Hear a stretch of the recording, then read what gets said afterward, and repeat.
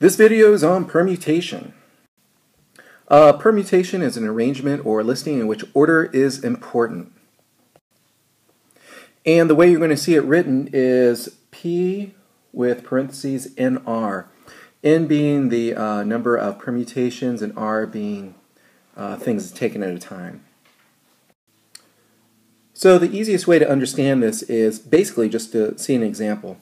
So here we have a permutation of 7, 3. So what that means is we're going to start with the number 7, and then we're going to go back 3 place values, or 3 numbers, but we're multiplying each number. So it's going to be 7 times 6 times 5. So there's our 3 numbers, and the only thing we need to do with this now is just to multiply. So the permutation of 7, 3 is 210. Looking at another example, permutation 6, 4. So we're going to start off with number 6, and we're going back 3 more, or we're including 3 more. So 6 times 5 times 4 times 3. So as you can see here, there's 4 numbers. 1, 2, 3, 4. So that's what that second number in the ordered pair represents, how many numbers we include. So the permutation for 6, 4 would be 360. Something related to a permutation is a factorial, and that's the product of all the counting numbers between n and the counting backward to 1. Symbolically, it's going to look like this. This is in terms of algebra, so the number with an exclamation point after it. For 0, it's going to be, the answer would be 1. So let's take a look at an example.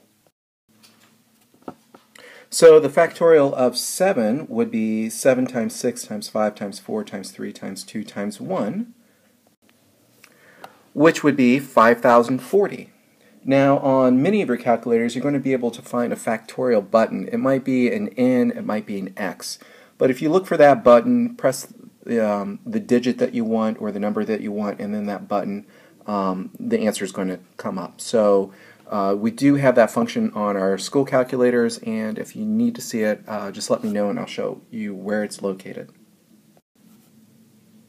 Just taking a look at one more example, factorial of 3 would be 3 times 2 times 1, which would be 6.